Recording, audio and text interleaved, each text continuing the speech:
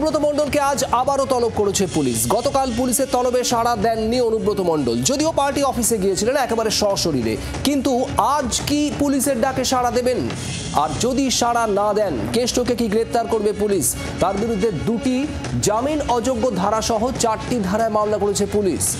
গতকাল পুলিশি তলবে হাজিরা দিলেন না কেষ্ট।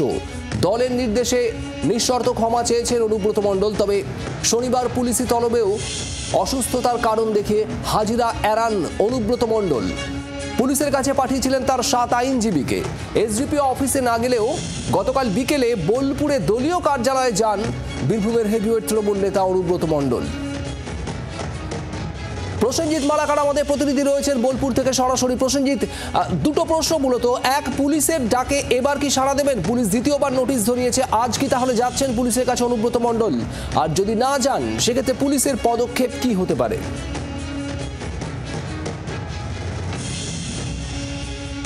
এবারে সব থেকে বড় প্রশ্ন সেটা হলো গতকাল যে ছবি দেখা গেছে তাতে কিন্তু একেই যখন বীরভূম জেলা পুলিশ কার্যত চ্যালেঞ্জের মুখে, কারণ আইসিকে এই অশালীন ভাষায় কথা বলা হয়েছে, তারপরে ভিডিও বার্তার মাধ্যমে কার্যত স্বীকার করে নেওয়া হয়েছে। এই ঘটনার পরে যখন বীরভূম জেলা পুলিশ রীতিমতো চ্যালেঞ্জের মুখে, ঠিক তখনই গতকালকের যে ছবি উঠে এসছে তাতে কিন্তু পুলিশ প্রশাসন আরও বেশি চাপে পড়েছে। চাপটা কি? সেটা হলো অনুব্রত মণ্ডল তিনি অসুস্থতার কারণ দেখিয়ে হাজিরা এড়িয়ে গেছেন, কিন্তু তার পরবর্তীতে আমরা দেখতে পেলাম দলীয় কার্যালয়ে স্বভাবসিদ্ধ ভঙ্গিতে নিত্যদিনের মতন দলীয় কার্যালয়ে বসে থাকলেন অনুব্রত মণ্ডল এবং বৈঠক করলেন। এবং যে ছবিটা ধরা পড়েছিল যে তার বাড়ি থেকে বেরিয়ে আসার যাওয়ার, তাতে কিন্তু কোথাও অনেকেই বলছেন, রাজনৈতিক যারা বিরোধী তারা বলছেন দেখে কোথাও কোনো অসুস্থতার কথা কিন্তু দেখা যায়নি। এমনকি দলীয় কার্যালয়ে তার যে অন্যান্য নেতৃত্ব আছে তাদের সঙ্গে দেখা করেন, বৈঠক করেন বলেও কিন্তু খবর।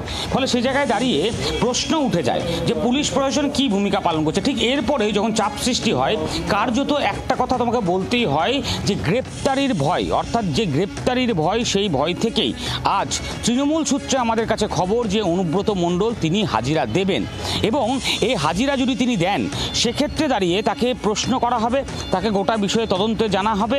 এর পরবর্তী ক্ষেত্রে পুলিশ কি ভূমিকা পালন করে, এবং যদি আজকে আমরা সূত্র মারফত জানতে পারছি তিনি যাবেন, যদি তিনি না যান সেক্ষেত্রে দাঁড়িয়ে কি গ্রেপ্তারি, এই প্রশ্নটা কিন্তু থেকে যাচ্ছে। তার কারণ পুলিশ যদি গ্রেপ্তার না করে, পুলিশ রীতিমতো প্রশ্নের মুখে পড়েছে, চ্যালেঞ্জের মুখে পড়ে গেছে। ফলে সে জায়গায় দাঁড়িয়ে এই মুহূর্তে দাঁড়িয়ে তাকে গ্রেপ্তার না করলে কার্যত যে বলা যায় পুলিশ প্রশাসনের ভূমিকা, পুলিশ প্রশাসনের কার্যকলাপ এবং পূর্বতন সময় থেকে শুরু করে এই পরবর্তী সময়ে বিধানসভা নির্বাচন রয়েছে, তার আগে পুলিশের যে ভূমিকা সেটা নিয়ে যে একটা প্রশ্ন উঠে যাবে এবং বিরোধীরা থেকে শুরু করে সমস্ত প্রশ্ন উঠবে পুলিশের ভূমিকা নিয়ে। তবে আজ যেমনটা তুমি জানাচ্ছিলে যে সূত্রের খবর, আজ উপস্থিত হতে পারেন পুলিশের কাছে অনুব্রত মণ্ডল।